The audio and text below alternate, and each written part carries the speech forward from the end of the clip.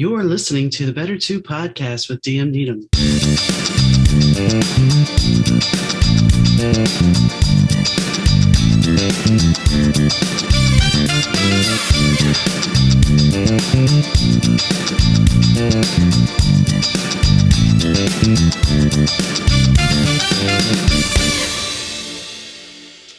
Hi, gang. Donna here. Thanks for tuning into the Better Two podcast. Today's guest is author Jim Flynn. Jim's journey begins with an appearance on Jeopardy! Because he decided to take the time and write an article on the way back home about his experience on Jeopardy! He ended up getting an article published in a Sunday magazine. It was his first foray into publishing, and he even got paid for it. But he wanted security. He had 3 kids and a good paying job on the stock market and a wife. So he wanted to provide for them. That meant sticking with his job. However, one day when he was playing golf, well, something happened that would change his perspective and his life. And it would send him down his path, the path of an author. So stay tuned, and I hope you enjoy the story. This episode of the Better Two podcast is brought to you by Kitty Mystic and DM Needham, author of My Days with the Dark Muse, as well as Love is Worth Waiting For. Hi, Jim. How are you doing? I'm doing great. Thank you very much for having me on. Well, you seem to have a fascinating story. There were several things when I was digging into your background. That one thing that stood out was the whole Jeopardy! Thing, and that kind of sent you on your writing journey. And I actually have a friend who was on Jeopardy! As well, and he lost during the final question, like you. Yep. Well, it's at 2/3 of the people lose. So, yeah, you don't think about that when you're watching, but 2/3 of the people there go there thinking they're going to win. Everybody told them, "Oh, you should be on Jeopardy! You're really great," and then you go on and you don't win. It's not great. Well, and nobody thinks about the pressure. I mean, it's like your mind, when you're under that pressure, sometimes you're going to choke. It just happens. Well, for example, last night they had a woman on who basically didn't answer any questions. And you have to pass the test to get on. So she must have just had stage fright. Mm-hmm. Now, it is hard. The hardest part of Jeopardy! And people don't realize is the buzzer. You have to have the timing of the buzzer down. You can know the answer. Doesn't help you if you're not the first one to ring in. You can't ring in too soon because you lock yourself out. So it's a timing thing. And that's why once the people have won and they have some experience with the buzzer, that's why they go on to win multiple times, because they have it gets more comfortable. Yeah, they've figured it out. So anyhow, I lost. It stinks. But I mean, it still had to be an interesting experience to be on the show. As you look back, it's great. The day after, it's not so great. No. The day after, I imagine it's kind of like, well, I could have done better. And I think that if I remember correctly, the question, because it was my husband's best friend that was on it, he lost on something simple. It was a very simple answer. And once again, you just choke. Yeah. Well, the answer, the final Jeopardy! Thing was sort of a pun. It was kind of convoluted the night I was on. I'm terrible at puns. I'm like the world's worst person at puns. I didn't even understand the question until about 5 seconds to go. I'll stop whining. I mean, I got to be on. I got to be famous for 15 minutes. And you got to meet Alex. That was all right. But well, Alex, go ahead. Oh, he's an iconic guy, but on the show, he doesn't have time to spend. He shakes, he does 5. Well, the late Alex did 5 shows a day. Yeah. So he wasn't going to sit there and have lunch with you. Well, I think that's what, goes back to the magic of television. And I've talked to a couple of people about this. Nobody really realizes what goes into production. Yes. Everybody thinks, oh, well, he just has this one show and they're turning things out quickly. Well, getting into the writing thing and seeing the production that goes into an audio book starts to give you some sense, and it's nowhere near as complicated as a TV show, but it gives you some sense of what goes on there. There's it's kind of seeing the magician do the tricks instead of just seeing the trick. Right. Yeah. And the audiobook, we'll talk about that. The audiobook's really a cool experience. So I haven't, we'll get to the audiobook, because let's get to the Jeopardy thing, though, kind of led you to your first published piece. yes. That's why I brought it up first. Uh-huh. So go ahead and talk about that. You were published in the Sunday magazine. Yes. I was a stockbroker that was my career. And during that time I was on Jeopardy. I thought it was an interesting experience, and I always wanted to be a writer. And I did some writing in college. I was a sports writer. Thought about doing that for a career. Didn't end up doing that. On the way home in the plane, I started to write an article about what it's like to be a Jeopardy contestant. I'd never seen one, and it ended up being the cover story of the Hartford Courant Sunday magazine. The Hartford Courant's the big newspaper in Connecticut, and in those days, newspapers did well enough they could have a Sunday magazine.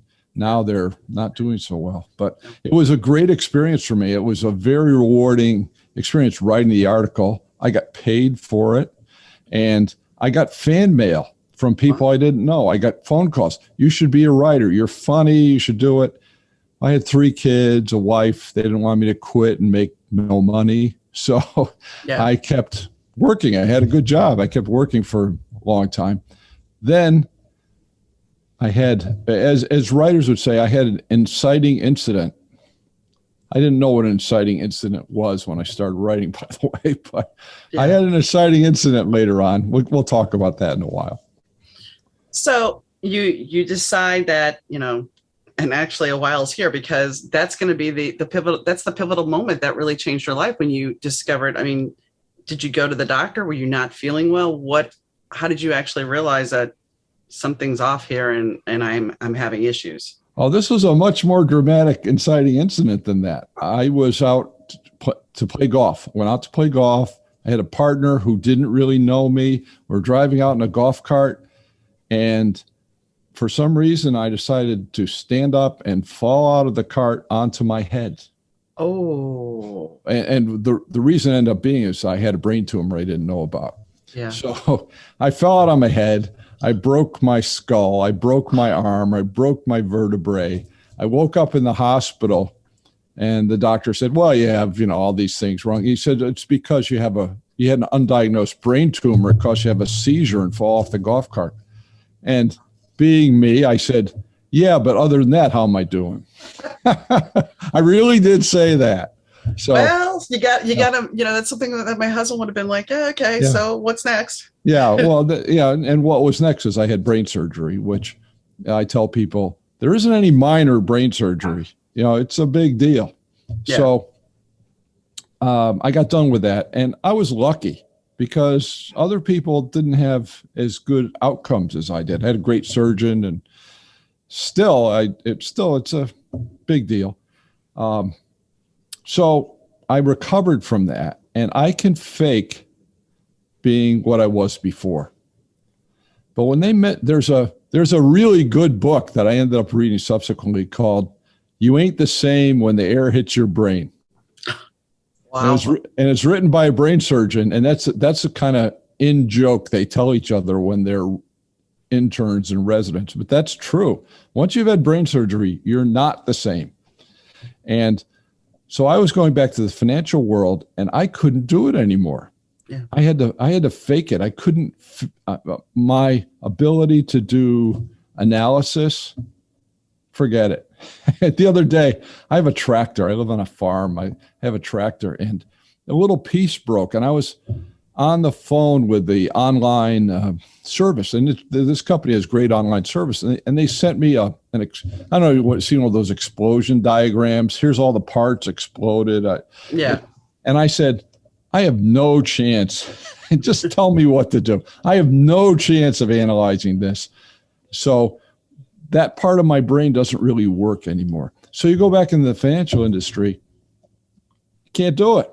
No. So that was my inciting incident moment.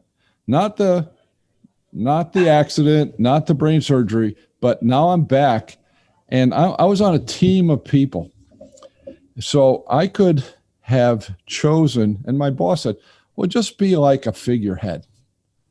Just be the guy who glad hands people and takes them to lunch and all that. And I just said, I don't want to do that. If I'm going to be on the bus, I want to drive the bus. I don't want to ride on the bus. And so, and although this wasn't a financial hardship for me, I'm old, I could afford to retire, but I planned to work at least 5 or 6 more years than I worked. So I said, no, I'm going to go and retire and I'm going to start writing books. So that's what led me. It took a long time between that Jeopardy article and me deciding to write the first book. Well, that's the thing, I remember for myself, I mean, I've always been writing since high school, and there's been a couple of times when I've kind of stepped away, but I've always continued to write. And I remember there was a contest that I sent in my first chapter to an agent, and I got a letter back from the agent saying, I want to see more. Well, I was too chicken, I guess, to send any more in. Really? Yeah. I mean, this was back in early 2000, late 90s, somewhere in there. And I was excited that I got this response. I didn't win the contest, but the agent was interested and was just like, okay. And I just let it go. And I look back now going, you're an idiot. I agree. No, not only that, but all the people I know who write would have been camped out at the agent's door. I know. Would have been there the next day saying, how many more chapters do you want? I know. But see, here's the thing. I also look at my book now. That book, while bits and pieces have taken root in other forms of my other books, that book would never see the light of day. That book was never going to be good enough. And it took me stepping out of my comfort zone, and the inciting incident for my first novel to actually turn into something was the fact that the husband was on dialysis. I'm stuck at Barnes for 5 hours waiting for him. And I'm like, well, I'll just make this little marketing ploy and I'll create this journal for this bass player. And that's what I'll do. And I'll put it online. And at that moment, because he's a drugged out bass player, I'm having rehab centers liking my post. And I'm thinking to myself, are you guys thinking this is real? Well, maybe if you think it's real, then maybe there's a story here. So then I said, okay, I'll make it a book. And my friend was working at Barnes. They were closing that location. And she's like, well, we're going to have a new writer's night, one more. And that's it. And so I had an in. And how often do you get a shot to be in Barnes and Noble? Even if it's for one night. So it's like, all right, I'm going to finish my book.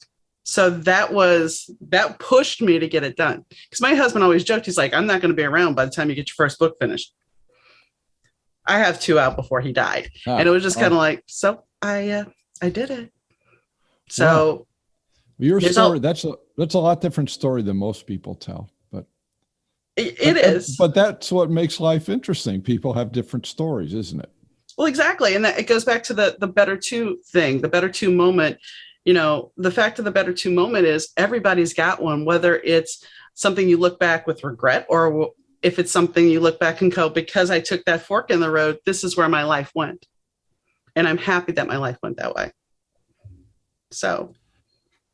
Well, fortune favors the bold, right? So they say. They say. That's in my new book. I worked that into my new book. So nice. I mean, I look at it this way. The reason I'm doing this is because, and this will be just bizarre as anything for you, the reason I get to be a podcaster now, which sounds crazy, I never thought about being a disc jockey. I never imagined being a disc jockey. I won a pizza off the radio station. I went to go pick up a cassette single. That's how long ago this was. And I recognized the guy's voice. He was the DJ that actually I won the pizza from. Him and I became friends, and he invited me to come to the radio station and hang out and program the station because he was bored.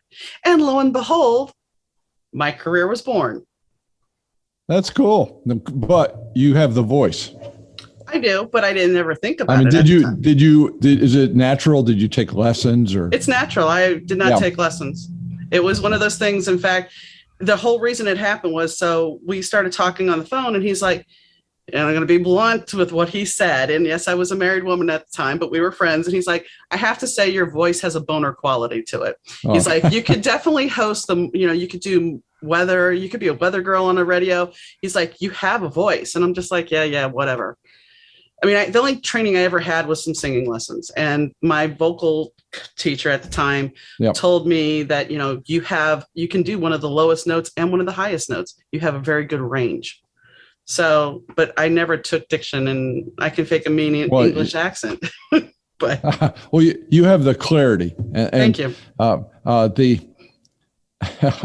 talk about audiobooks later. Well, come on. No, I mean, well, when you want to do an audiobook and you're on Amazon, they have something called, they have Audible, and a subsidiary of Audible is ACX. That's the company that produces the books. Mm-hmm. So you send them an email. Hey, what do I do now? The first thing they encourage you to do is audition yourself. So what you do, you read the first 5 minutes of the book, which my first book, that was one chapter. So I did it. And I was so bad. I said, I wouldn't even listen to this book. So nobody's going to buy it. So then what you do on Audible is you can put it out for audition.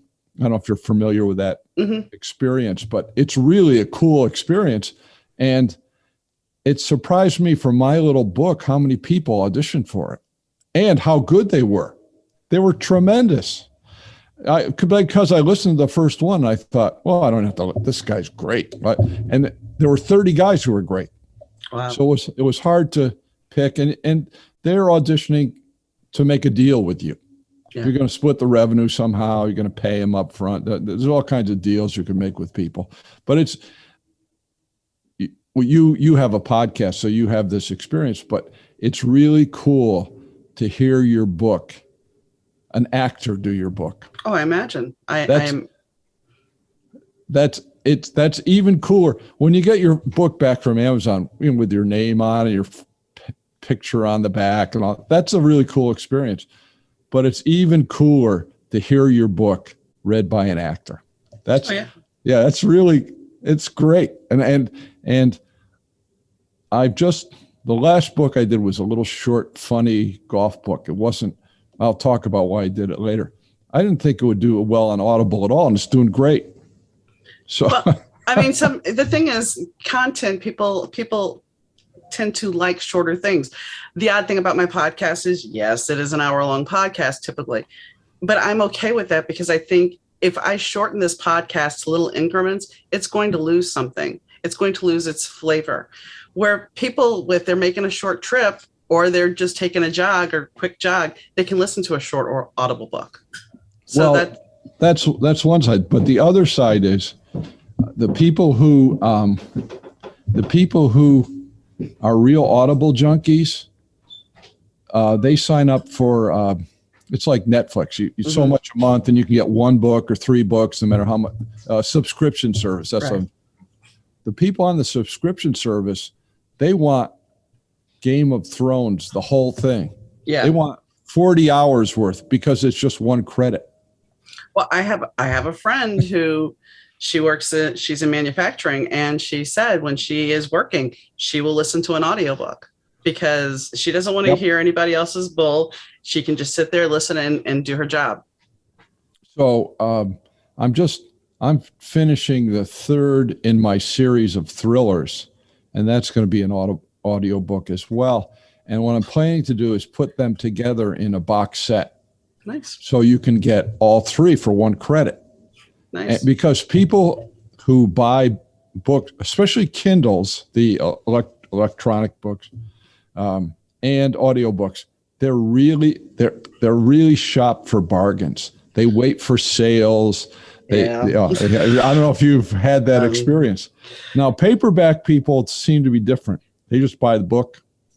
But the people on Kindle, they all wait for the deal, the 99-cent deal.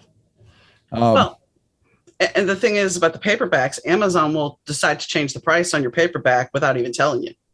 And then when you go to start selling, I've had this happen. So I see that it's down. One time they actually had it cheaper than my author copy. I'm like, how is this even possible?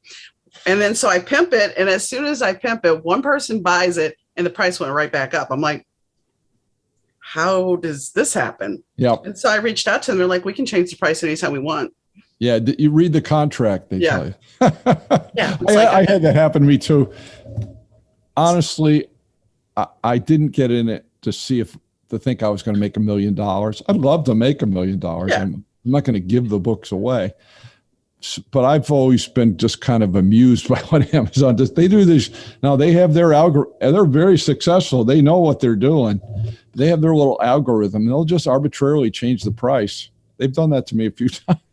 So, yeah, what can you do? No, you can't do much. And I was talking to somebody yesterday about how Amazon is buying up old shopping centers now, because they're trying to compete with Walmart. So they want their distribution centers right there. And it's like, so we're going to basically have Walmart and Amazon battling it out. Yeah. And we're going to be in between. I will say it as an author. I call myself a writer. I think author, I'll call myself after I get a bestseller. Yeah, you're still an author. Yeah. I feel like a writer. I understand. Right. But as a writer, I think Amazon's fine. You know, I've had 99% good experience with Amazon, and it's really easy, as you know, it's really easy to put a book on Amazon. It is. My experience, the only thing I find awkward, and I did Kindle Unlimited, and I took one of my books off Kindle Unlimited, and the other one's about to expire, because I don't necessarily see it as something that's beneficial always. Kindle Unlimited is a hit miss thing, you know. I do much better with paperbacks. It's probably due to my demographic, old guys. Although my thriller books are about 50-50 men and women. My first book, can I go back and start at the beginning? Yes, okay. Yes. So here I am. I've had brain surgery. I tell people this and they think I'm kidding, but I actually have a hard time reading since my surgery. Okay. They say, well, you write these books and you can't read. Well, it's not that I can't read, but I have a hard time concentrating for more than a few pages. So I mostly consume my books through audio. But it's a different part of your brain. Writing is a different part of your brain than reading. Yeah. So I can write a book all day long. I also have trouble with light. That's why I don't really think I'm the coolest guy at the beach. No, I figured. When I have the lights on, I have to wear sunglasses. I figured. I didn't think anything about it. Yeah, I'm not trying to be the coolest dude or anything. But if I try to, how the Zoom stuff works, if you don't have the light, you look like you're 400 years old. So. And I only look 100 years old with the light. So you look fine. But I figured when I saw you with the glasses, I'm like, it's because of sensitivity. Yeah. So I won't get into all my medical stuff, but so anyhow, I decided I'm going to write this book, and it was sort of okay. I wrote this story about being on Jeopardy. Now I'm going to write a book about here's the things what else did I do that was really interesting that other people haven't done? Nothing. So I'm just going to make up this character, and I'm going to make up stuff that he did. It's kind of a Walter Mitty story, except I don't know if you remember having to read Walter Mitty when you're in school. Walter Mitty, it was all a fantasy to him. He was thinking he had a harem, and he played center field for the Yankees, but it was all a daydream for him. My character really does all the stuff in the book. And he's a baseball player at Stanford University, wanders into football practice, ends up in the Rose Bowl, ends up getting drafted by the Oakland Raiders, plays in the Super Bowl. He's an astronaut. He's an astrophysicist, plays in the Masters tournament. He just, Yeah. I either had some experience at doing these things, or in the astronaut thing, I've always been an astro buff. I did a lot of research, and people tell me it's pretty realistic. The experience is, although it's funny, and I tried really hard here's what it's like to play in a football game. It isn't like watching it on TV. No. It looks like you're in a car accident every play. And I talk about that. And I talk about what it's like to be an Apollo astronaut. And I did a lot of research on that. But I had, you went to school and you know that a novel entails character development. Mm-hmm.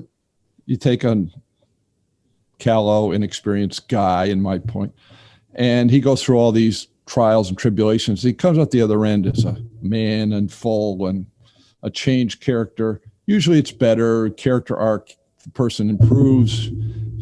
The Godfather guy gets worse. Michael becomes this terrible guy. Yeah. But character has to change. The character develops. Well, as I was writing my first book, I had just been my 50th high school reunion. Wow. And this will make some people mad, but I noticed that the same guys who are jerks when they're 18 are still jerks when they're 68. Yeah. So most people don't change. So I said, I'm not going to follow the formula. My character isn't going to change. He's going to stay the same. So it's kind of a long stand-up comedy routine by this main character who talks about all these experiences, but it's really funny. And after I figured out how to market it a little bit, it became pretty successful for a book that was hard to put in a genre. I'm sure your books are in a specific genre. I have a hard. Have the same time. Yeah. My very first book, the Bass Player's Journal thing, My Days with Dark Days. I typically call it realistic fiction because it doesn't really fit in a pigeonhole place. Well, it sounds kind of like my book. Here's what it's like to do this sort of thing. It's his journal, and he's a drug addict. So and there's a twist at the end. So there's this whole world of his reality, and it's augmented. And if you pay attention, you'll understand why it's augmented and everything. But it's not anything you're going to say, okay, well, it's not, because some people, because of the twist, they would say, well, maybe it's time travel. Maybe it's this. You never know. And that's the thing. It's like, I like to just say it's realistic fiction. Well, I learned to write for me. Mm-hmm. Exactly. I'm going to write what I like, and I hope it finds an audience. Yeah. But I'm not going to try to be. I'll get into the thrillers. I'm not going to try to be the guy who writes Jack Reacher or Spencer for Hire, because that's not me. I'm going to be me, and write what my favorite form of entertainment are long form TV shows. So I think of my thriller books as being one season in The Americans or Dexter or Person of Interest. That's the kind of entertainment I like. And those shows have character development, but not the same way as a novel. It's slower. It's slower character development. And I'm also funny. I'm a naturally funny guy. Get back to my first book. Even though it was hard to put in a genre, it was pretty successful for a little book like that. And I got people to read it who I consider to be real serious authors. Nice. Who I didn't know, who sent me encouragement. Hey, nice. Your book was really good. You should write more. A lot of them said, a lot of good writers aren't good at being funny. And you're naturally funny. So keep writing. But some of the people said, if you want a broader audience, you have to write a novel. Because, and I did a lot of studying on that, and you probably heard all that stuff about how humans are sort of hardwired to want the hero's journey story, the Luke Skywalker model, I was going to say, my first book, I was told an author friend that read it right out the box. She's like, this is a dark book. Now, Game of Thrones is out at the same time. Yep. This is too dark. You have to redeem him somehow. This is too dark. Nobody's going to like him. And it's like, and fun fact from a woman's perspective, women do not like to read books where the guy cheats. And I'm thinking, it's okay if the woman cheats, but a man cheating is a big no-no, especially in romance. And not that I'm a romance writer, but this is what I've been told. And it's like, but it happens. He's a rock star. You think he's going to be faithful? He's got women throwing themselves Yeah. at him, and you think he's going to be faithful. Oh, Okay. women don't like those books? No, they don't like people. They don't People told you that, or is it really true? This is what I've been told, and this is the general consensus. And there's a whole category now called rockstar romance. Okay. And if you're a rockstar romance writer, which I am not, they will sit there and say that they do not want the man to cheat on the woman. That is a non-starter. They will close the book, do not finish, whatever. The only thing I came close to writing a romance was my second book, and it's a romantic suspense. And I did that because I was doing a contest, so I had parameters to follow. While there are elements of romance in some of my books, I don't care if you don't like it. He's going to cheat. He's going to cheat. Yep. That's the way life is. Sorry. Yeah, I don't personally know any rock stars, but I think you're probably right. Come on. If you're a good looking guy, you're up on stage being adored, and you go back to the hotel and there's women lined up for you. Are you going to dabble? Well, I'm too old to. Well, I know, but I'm saying if you, as a younger man. Yeah. When I was a rock star. As a younger man, I mean, you got to, let's be real, you know? I mean, it's human nature, and it's not about breaking your marriage up. It's just the fact that sometimes you have needs. Well, along the same line, I decided I'm going to learn to write a novel. I couldn't have defined what a novel was. Okay.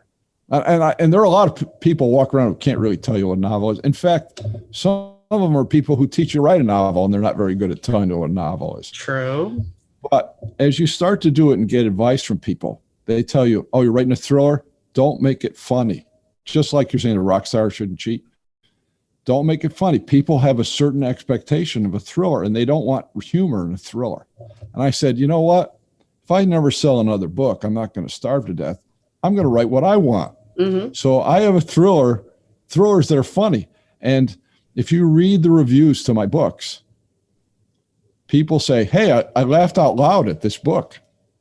I was surprised. And I'm pretty good at throwing it in when you don't. That's one of the things that makes humor funny, is that you put it in when people don't expect it. Right. And I'm not going to stop doing that, because that's just naturally who I am. And hopefully I'll be really successful, but I'm going to keep writing. And go ahead. I was going to say, if you're truly a writer, and I mean, I consider myself, I'm not an English major. I consider myself a storyteller. And that's where my success as a writer is. I am a storyteller. I can hire somebody to fix it grammatically. But the fact of the matter is, if you are not writing something that you are passionate about, and you're sticking to a parameter where you're being told what to write, you're not being true to you, you're not being true to your art, and you're not being true to your voice. So therefore, the writing it's not going to be as true and pure. You know, there are people that write books that turn out books one a month, which blows my mind. And there are people that consider themselves authors that hire ghostwriters, which blows my mind, because I could not understand how anybody could hire a ghostwriter and then put their name on the book, because it's a lie. Well, I can't figure out people like that either. I just try to stick. I'm happy doing what I'm doing, and I'm going to stick to doing what I'm doing as long as I can do it. I really enjoy doing this. I mean, it's not that I write for 12 hours a day, or I do some other things in my life, but I write pretty much every day. And you have to, because if you don't write, when you truly are a writer, if you don't write, it starts to bother you. Yeah. You feel like something's wrong. I'm off balance here. I got into it. I have a pretty good discipline about writing every day, and I stick to it. And I'll tell you what, though, my first couple books, I sort of felt like I was doing a term paper, and okay, I'm done. You know, I don't have to write anymore. And then I realized, as I progressed as a writer, you have to write the best you can do. You have to actually get rid of the bad stuff. Yeah. You have to write a lot more. I happen to see a documentary about Ken Burns, not by Ken Burns, but about how he makes the documentaries. And he said, I'm from the land of maple syrup. He said, so you get 100 gallons of maple syrup, or the stuff that comes out of the tree, and you boil it down to 2 gallons. He said, that's how I do my documentaries. I get 100 hours and I boil it down to 2 hours. Well, I don't boil my books down that much, but I boil them down a lot more now. Yeah. And they're better. I'm getting better at it. I don't know if you remember Michael Lewis, but he wrote Liar's Poker, Okay. Moneyball. He's a really famous, successful author. Mm-hmm. I saw him interviewed, and he wrote Liar's Poker in maybe late 80s, early 90s. He had to go back and read it for the audio version. He hadn't looked at the book for 20 years. Mm-hmm. And he said, I read it and I realized I was just learning how to write a book as I wrote that book. And chapter 8 is better than chapter 2. He said, I got better as I was writing the book.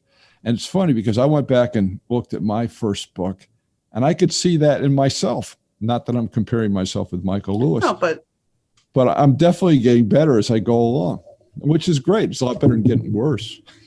yeah, exactly. Yeah. I mean, I think that's the thing about being a writer. It's like I can look back, going back to that book I was talking about, the 30-year book. It's like I go back and I look at some of that stuff and I cringe because it's like while I was decent writer, I wasn't that good. And yep. I'm glad I waited to publish, and I'm glad I'm not using that 30-year novel because, there's a movie called Wonder Boys. I don't know if you're familiar with it, with Michael Douglas and yes. Yeah. And he's got that novel that is just being cantankerous and it's just stacks of paper and everything. And then when it just all blows away, I mean, it's kind of like how I felt with the 30-year novel. It's like at a certain point, I can still use bits of it, but those characters, while some of them still resonate, they're not who they are. They've grown just like I have. They've changed just like I have. But they also say that even really good writers go back and look at their first book, which might have been successful, and they're sort of embarrassed by it, a little embarrassed that, I could have done a lot better than that. So I think that's a fairly normal thing.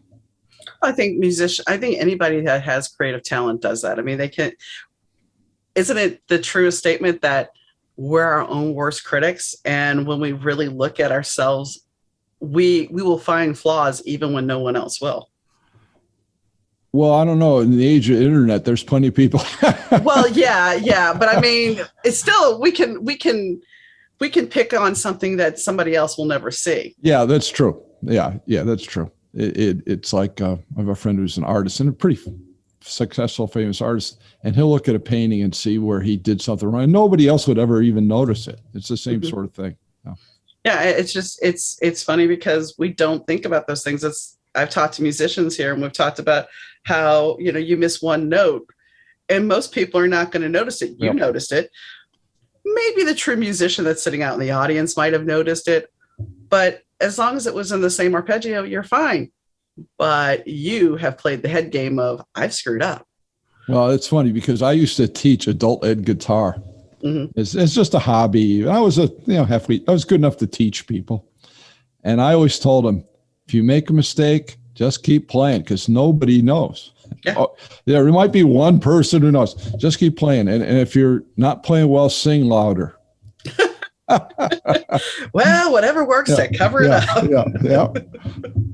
So I see that you talk about cyber crimes and cyber commands and Bitcoin. I take it you've done a lot of research in that area. Well, let me go back to my first financial thriller. I see sex, money, and power are all fruits from the same tree. That's pretty much the theme of all my books. Okay. But I spent my career in the financial industry, so I see it through the lens of money. So Bitcoin is money. So that's why I talk about that. The first book is Losing Lola. That's the main character's name is J.R. Johnson. He's a money manager. Lola is this beautiful movie star, the most famous movie star in the world. He's afraid he's going to lose her account to a New York hotshot whose numbers are too good to be true. and it's based on Bernie Madoff, whose numbers were good to be. And Bernie Madoff just lied about his numbers. He never invested the money. He just made up all the performance numbers because he was running a Ponzi scheme. Right. I don't know if you're familiar with that, but it just means you just pay people, you pay out later investors, you pay out early investors with money that comes in from later investors. And you just have to keep, it's the shark in Jaws who has to eat all the swimmers. So sooner or later, you eat all the swimmers in Amity Island. There's no more swimmers to eat, and the Ponzi scheme blows up. Well, yeah, that always happens. Well, that's what turns out in this book. So it's an investigation into Ponzi schemes. The thing I saw as somebody who handled money is people, even really smart, wealthy people, they all have this little thing in their brain. I'm going to get the secret sauce. I'm going to get something nobody else can get. When in fact, that's not the way to invest at all. Warren Buffett is the most successful investor in history. He just bought companies that were out there that he thought were bargains. He wasn't trying to get some special deal and some inside thing. People try to get this, and there are unscrupulous people in the investment business who exploit that. It just probably started with cavemen were probably doing Ponzi schemes. So anyhow, Lola gets involved in this Ponzi scheme. I'm not going to write a textbook on Ponzi schemes. It's a thriller. Right. There's people get killed, and there's bad guys, and all kinds of mayhem happens. It's funny, and there are some really good plot twists in it. A lot of people said, "Oh, your book should be movies." Well, that's kind of what I'm thinking when I'm writing it. I haven't heard from Steven Spielberg yet, but and I'm from Connecticut. There was a really big Ponzi scheme in Connecticut in the 90s, where big money, and the best way to explain it is it's a federal crime. So it was tried in federal court. In Connecticut, there was only one judge who could hear the case because the other 3 federal judges in Connecticut were all invested in this Ponzi scheme. Wow. So that's the kind of money these guys had. Yeah. And it was all playing on, hey, I'm going to get you in. The secret, the really elite people are getting in. And in fact, they'd take money. If you were breathing, they'd take money. And Bernie Madoff was the same way. As long as you didn't ask too many questions, Bernie acted like you had to be invited to get in. Yeah. But when the sophisticated investors went and said, hey, you have really good numbers, can I see I know somebody who ran a lot of money, went to see Bernie Madoff, and Bernie said, oh yeah, I made 22%. And all that. He said, well, let me see your results. No, Bernie wouldn't show anybody who knew what they were doing, the numbers. Yeah. So anyhow, people fall for that sort of thing. The second book is about Bitcoin. Bitcoin has the same characteristic in that it's the secret sauce. People don't even really know what it is. I did do a lot of research on it, and I don't really understand a lot about Bitcoin. And I understand more than 95% of people who own Bitcoin. And they say, oh yeah, we have to understand the wallet and the this and the creation and the money. That's not what the important thing about Bitcoin is. The important thing is, what's it worth? How do you evaluate what Bitcoin is worth? Well, now we're getting into the NTFs that people are talking about, selling rights to NTFs. And I'm just thinking. Yeah, let's see. I have a video of LeBron James that you can get on YouTube, but I have the first one, so it's worth $1 million. I have a little hard time believing. Well, and honestly, it's a numbers game. Yeah. Our whole financial system, unless you actually have, gold or silver or actual paper money, even though I know that doesn't hold the value it used to, what do you really have? I mean, I can go into your account and jack you. I can take all your money with a snap of a finger if I really wanted to. Well, that's what I'm working on in my new book, in that But let's get back to Bitcoin. Go ahead. Sorry. Because I'll disagree with you for a second. Okay. Because if you want to, people say, "Oh, stocks, they're the same. They're just a shell game." No, it isn't, because you own a fractional. If you buy Walmart stock, you own a fractional piece of that business, and it might be a really small fraction, but Walmart generates X amount of money a year. You can create a model that values Walmart a lot better than you can create a model that values Bitcoin. There was a time when I actually owned Walmart stock. Okay. So, I mean, I wasn't even going with the stock market. The stock market is, that can be a dicey thing, but that's still, you have something tangible. My point was that if it's not tangible, such as Bitcoin, what do you really have? What's it worth? Well, there's a very interesting plot twist in the Bitcoin Gambit. You should probably read that.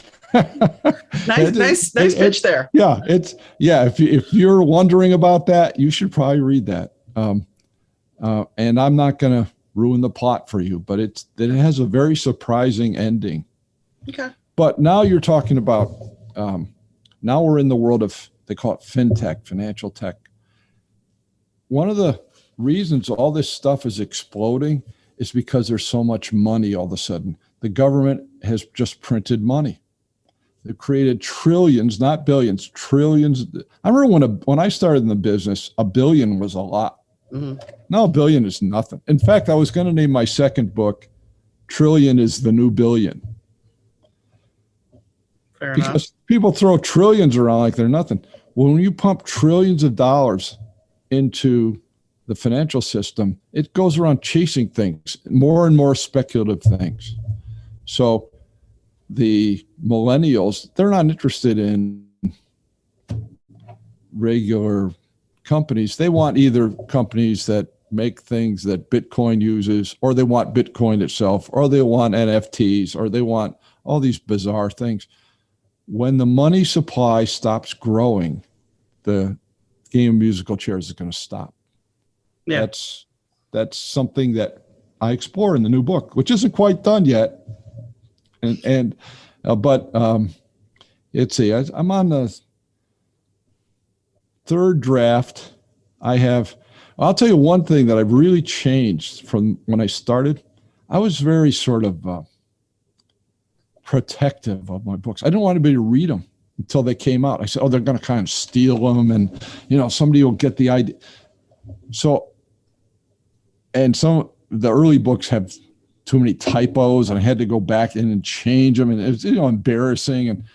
But now I have beta. You must use beta readers. Yeah, I do now. I didn't at first, but I do.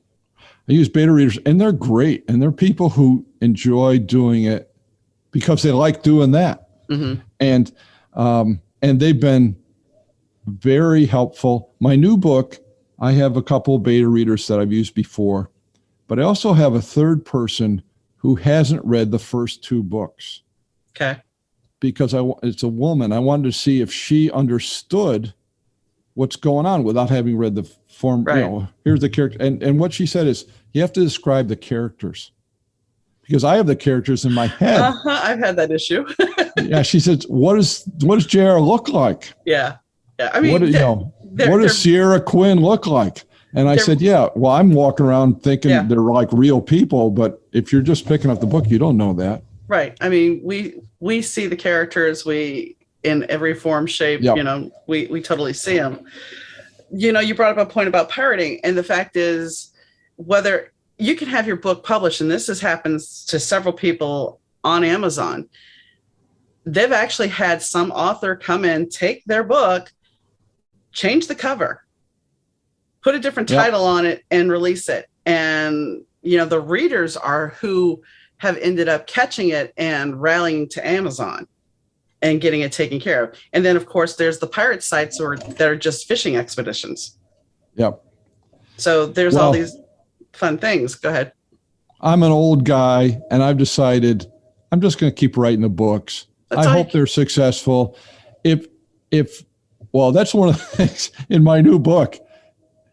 The tagline of my new book is, what if a foreign power wants to ruin your life, your reputation, and your finances?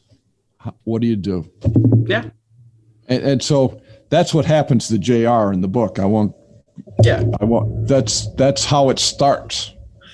Well, somebody's after him.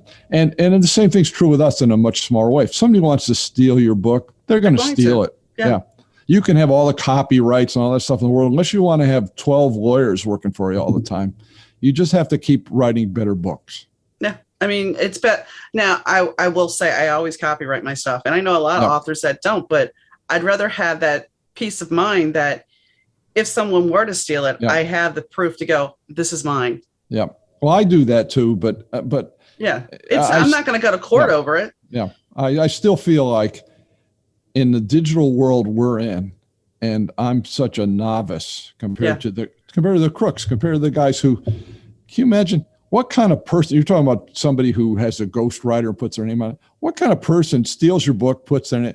I mean, can you shoot them? I think you should be able to shoot them. The funniest excuse I've heard about somebody doing this was, well, I needed to make some money. Yeah. So you pirated it was a best-selling romance book. Yeah. It's like, really? And I do want to add, you were saying about the billion or the trillion and billion, and all I could think of was Austin Powers when he gets unfrozen and he's like $1 million, and everybody just starts laughing. Yeah. Because that is the way it is. And you know, what's next after trillion? Because it's going to keep growing, especially with inflation going up and the cost of things going up. It's going to keep evolving. You know, I'm fortunate enough that not for a car or my new tractor, but when I go to the grocery store, I don't pay that much attention to what things cost. I can afford to buy groceries. And for Thanksgiving, my wife said, I've been doing Thanksgiving for 50 years. You have to do it this year. So I went yesterday and I bought heavy cream, a quart of heavy cream to make whipped cream for the pie. Mm-hmm. And it was $7.50. Yeah. I don't know what it was last year, but it seemed like a lot. That seems like a lot. Yeah. And I went to buy sugar, and this was in a big supermarket. There was one bag of sugar. Yeah. All the rest of it was gone. So it is a little bit, I think that will subside. But we're still, it's funny you say about the Austin Powers, you know, that's one of the funniest things in the whole movie. Yeah. I mean, $1 million. Yeah. When you look at the big picture of what the pandemic has done, it has shaken up a lot of things. And I'm not necessarily, you know, you have people going, I'm not going back to work in corporate America anymore. Yep. I'm going to pursue something that I'm healthy with, that I'm in a healthier place with. But yes, now we have the supply chain problem. So before we had the supply chain problem because we had people hoarding stuff, and now we have a supply chain problem for whatever other reason. And, you know, it's increasing prices, and it makes you kind of go, where are we going? Where are we headed? You know, eventually, hopefully things will get back to normal. The virus will die down and we'll end up in a better place. But until that happens, it's just kind of like, you know, it was funny because I read an article one day and it's like, COVID is, you know, tamping down. Everything is, you know, we're getting low numbers. And the next day the article comes out that COVID is surging. And I'm like, which is it? Yep. So, you know, I don't give people investment advice anymore, but I do point out there are some sort of farcical things that go on. And as I said about the judges, it isn't just some schmo who's buying $200 worth of Bitcoin. No. You have people who are supposedly smart. Well, I did business with people who were smart, but not necessarily financially smart. Mm-hmm. And the most dangerous person to themselves is somebody who thinks, oh, I made a lot of money, so I know everything. They're the ones who get fleeced. Well, you know, I had interviewed somebody for the show, and I was very surprised because she had joined a cult right after college. She had gone to Harvard. And in my mind, when I signed her up, I did not know this. And I was like, okay, so she went, you know, this person has to be somebody that is very malleable. She wouldn't be very educated, I would think. Oh, no. She went to Harvard, got her degree. And it's just kind of like, so even if somebody wants to believe something, and that goes back to I'm Yep. the smartest man in the room, Yep. then they're going to believe it and they're going to buy into whatever somebody sells them. Yeah. Well, people, that's what makes, if people weren't like that, we wouldn't have anything to write about. This is true. This is very, very true. And people give us characters more than they realize. It's like the person. Go ahead. There's no end. I mean, I'm already outlining the fourth book. I have an idea for the fourth book. I mean, that's what makes life interesting. Mm-hmm. And it's like the person that says, "Oh, put me in your book." It's like, do you really want me to put you in my book? It's funny you say that because I put friends in my book just for laughs, mostly minor characters, and nobody knows it, and the person is amused by, yeah, Bob Jones is in the book, but you've had this happen, I'm sure, as you go through the drafts, a minor character might become a major character. Oh, yeah. that book, My Days. Yeah. He was just a side character in that 30-year book, and he has his own book now. Well, I actually had to tell 3 people. One of them was just an individual character. He became like a really bad guy. And I had to tell my friend, I had to change his name because people would think I had some vendetta against you. The people who know us would think, why do you hate this guy? So, and then I had sisters in the book, and I named them after a couple. I call them girls I went to high school with. They're 70-year-old girls now, but I had to write to them and say, I had to change the names because people would think I don't like you, and I do like you. Yeah. So I'll name some, hotel clerk after you or something. But these sisters got a much bigger role in the subsequent versions of the book, and I had to make them into like generic, nothing names. That's part of the fun of it too. Right. I mean, well, and that's the thing. Characters, until you actually put it to print, they're going to be evolving. I have a character in my second book that he decided when I was working on the follow-up to the book, the Days book, that he wanted to nose his way in. So it's like, okay, so now I have to navigate and change some things and fix some things. And I did. But his brother that's in that second book doesn't have the same last name. And I'm like, how did I do this? And I'm like, Charlie Sheen, Emilio Estevez, and just go with it. So I was like, okay. So, I mean, your mind is constantly changing things, and dare I say it's playing Tetris, or you're trying to always put this puzzle together. Even when you're sleeping, sometimes you'll wake up with an idea. And I'm sure that's happened to you. Well, that happened to me. I thought of the great plot twist for the Bitcoin Gambit at 3:00 in the morning. I woke up, I said, I knew kind of how I wanted to end, but I said, oh, this is perfect. I got up. My wife's used to this now. Got up, went out to my office where I'm sitting now, and started typing 3:00 in the morning. And it was perfect. And how am I thinking about this at 3:00 in the morning? I have no idea. But as I've learned the hard way, your brain is a funny place. Oh, it is. It is. It is very much funny. Let me just tell you, now we're talking about my brain. I was writing my third book. I've third of the financial thrillers. Actually, the fourth book. And I'm sure you can relate to this. You have to live, we were just talking about this. You have to start living with your characters a little bit. Some authors go off the deep end and lose touch with reality and think their cat's a person and all this. But my books aren't that serious. But you do start living with the characters a little bit. And as you also know, especially in a thriller, you have to get your hero in trouble.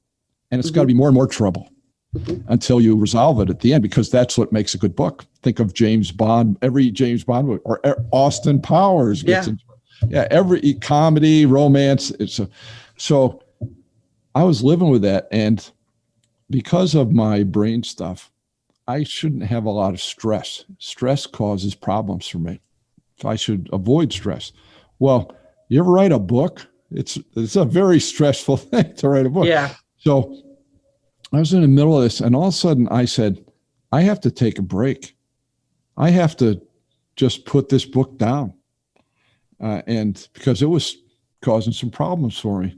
So that's when I wrote what's now my fourth book, which is a golf book called Hit Your Second Shot First. I always said, I'm going to write a book, hit your second shot first. Ha ha, the guys would say. Well, I said, okay, I'm going to write the book. So it was easy because there's no characters in it. It's just kind of a comedy routine for 105 pages. And it took me about a month to write it. And it was a complete stress reliever. I can do stuff like that. It's easy for me to write. And it turned out to be pretty successful. It was the #1 sports humor book on Amazon for a week. Nice. And it's doing very well in audio, which also surprised me because it's a little short book. And my books tend to skew old, especially a golf book, or mostly older guys read golf books. Strangely enough, to me, it's doing quite well in audio. So anyhow, I did that, and it kind of freed me up. And it also made me realize, you know what? It's not like I have a contract and somebody's paid me $1 million advance and I have to finish the book. I'm just going to finish it now. It's not like I don't write it anymore, but I just have a slightly more laid back attitude toward it. And it's just have fun with it. You can spend your whole life reading books about how to write a book. Mm-hmm. There's a million of them out there, and I've read a lot of them, and some of them are really very valuable. And one of them says, when you're writing, if it's not fun to write it, it's not going to be fun to read it. Right. And in my books, I want them to be fun anyhow, because they're funny and have a lot of action in them and so on.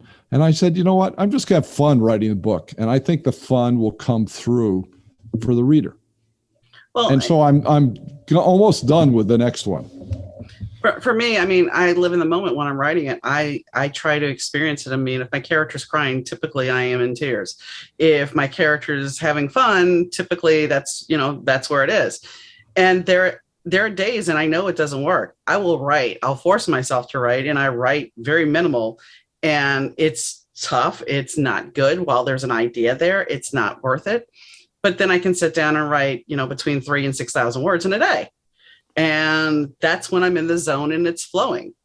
And will there be changes? Sure. But it feels true. And it's easy to read. Yeah, that's true. Some days I write a lot and I end up with 2 paragraphs that I can use. Mm-hmm. Yeah. But that's the deal. Nobody promised you it was all going to be gems. So no, that's the nature of the beast. Yep. So I have to ask, is there anything you want to add to the podcast? Well, the only thing I would say is the audiobooks they're kind of a species to itself. The producing an audiobook is a lot of fun. I would encourage people, you're going to put my sites on and so on, to go look at the audiobooks. I have a terrific, I'll go back to the first character. As you may remember, he played football for Stanford University and then played for the Oakland Raiders. Mm-hmm. And I auditioned all these guys. I listened to 30 different people. And I ended up with this one particular guy who's got the great radio voice like you. And he's an actor, and he's done, 100 audiobooks, and he's done commercials. And so he had only read the first 5 pages of the book when we decided to do a deal. So, okay, now send me the whole book. Send me the transcript, or what do you call it? Manuscript. Mm-hmm. So I send it to him, and he reads it, and he calls me a couple of days later. He says, "You're not going to believe this, but I used to be the public address announcer for Stanford University football team." And he says, "I got hired away. And you know who hired me? No, the Oakland Raiders." So the 2 teams this guy played for, wow, my narrator did the announcing for. And he has that kind of voice. And the funny thing was, the second book, his name is Gary Williams. I said, "Hey, Gary, I've written another book. It's a novel. It's not like the first book. There's strong female characters in it. There are conversations between 3 different women. There are Russian characters in it." I said, you want to do it? He said, yeah, well, I'll audition for it. Just like the first one. I'll read some. The guy's great. They're characters between three women. You can tell which one is talking. Wow. And that's, I could take all the diction lessons in the world. I could never do that. And so you have to realize your strengths and weaknesses. I'm never going to be able to be the narrator of an audiobook. And by the way, I love getting up and talking and going to the library and shoot my mouth off. But doing an audiobook is a completely different animal. So I would ask people, if you're interested in the books, take a look at the audiobooks too. Okay. I will definitely have all the links posted. Your cat has made a few appearances behind you. I don't know if you noticed. She does that, and I actually have a little kitty heating pad there because otherwise she will disturb me even more so when we are talking. She will start pawing me and whatnot. But so I understand about the audiobook because I've done some visual audiobook reading of My Days of a British Rock Star. So I'm reading as a British guy, and I've gotten told nice voice with my fake British accent, but really? It's unnerving because you're doing it on camera and the perfectionist in me comes out. So it's something that I have been told that I should do, and I may do it. So I don't know. Yeah, do it. Sure. So that's the one thing I say to people when I give I say, don't have to raise your hand, but how many people here want to write a book? Yeah. And the answer is especially at a library, the answer is all of them. Mm-hmm. I say, write the book. Yeah. I mean, write the book. It might stink. Just do it anyhow. You're going to write it 15 times. It's fun to do, and it might actually turn out to be good. Right. I mean, it's the same thing with podcasting and anything that's creative. Yep. Do it because you never know where it's going to go. It may not, but don't get in it thinking you're going to make $1 million. Yep. Do it because you're passionate about it. Yeah, it's fun. Mm-hmm. So, I thank you, Jim, and it's been a pleasure talking to you. Well, thank you again for having me. It's been a pleasure talking to you. Jim's journey was quite interesting, to start out on Jeopardy, to have his publishing career start with a magazine. And some people were like, well, that's not really starting a publishing career, but it's the first time he was published. And while it took years before it happened again, he still was brave enough to continue on. Having a position where, you have your identity kind of linked to that, and suddenly, something traumatic happens and your world is turned upside down. While you can go back to that position, if it's not the same and that part that you were connected to that you were passionate about is no longer who you are, then it's time to walk away. And that happens. I mean, I know he didn't have a traumatic brain injury. He had a tumor, which is just as bad. And as he was saying, which I didn't cover with him, which I could have, the fact is when you have a traumatic brain injury, which a lot of people don't understand, you can suddenly not be the person you were before. Your life can be totally chaotic depending on who and where that brain injury happened. For you, I read an article recently on a traumatic brain injury where this woman who married her fiance within the last 18 months suddenly couldn't remember the last 2 years of her life after a bad car accident. So she was married to a total stranger. When they asked her in the hospital, so are you married? She said, no. How would you feel? And suddenly, everything that she used to like, she wasn't that same person at all, but her husband was willing to stick with her and date her. So what he said about, opening up the brain, once the brain has air, it's not the same. Well, that's very true, because whether it be a bump on the head or brain surgery, your brain, a good knock can change who you are. Michael Hutchins from NXS had a traumatic brain injury, and he lost his sense of smell and taste. And at a certain point, watching some documentaries about this, at a certain point, you end up, it starts bothering you because that's part of your senses. That's part of who you are. It's part of how you experience life. And imagine if you can't experience life fully. I dealt with my husband with that, with not being able to see. I could sit there and drive down the road and go, oh my gosh, look at the sunset. But he couldn't see it. He couldn't see it like I saw it. So I guess my whole point is about this. Number one, Follow your passion. I'm sure if you have to keep a day job, do that, but follow your passion. Be true to who you are. Number 2, appreciate who you are and everything that you have. And I'm not meaning materialist. I mean, granted, material items are great, but appreciate your vision, your hearing, your sense of taste, your sense of smell. I mean, imagine not being able to walk up and smell a flower. Imagine not being able to smell food. It changes things, because part of like eating, part of that is savoring of the smell and the taste. And if it wasn't there, how would it be for you? So that's my little moment on the soapbox today. As I said, if you have, a passion, do it. I don't care if there's a million other writers. I don't care if there's a million other podcasters. You do you. It's important. So on that note, as always, the podcast is at better2podcast.com. If you want to be a guest on the show or you have questions, please email me at donna@better2podcast.com. All our social links are there. And so I hope you enjoyed the show, and I'll catch you next time. Bye.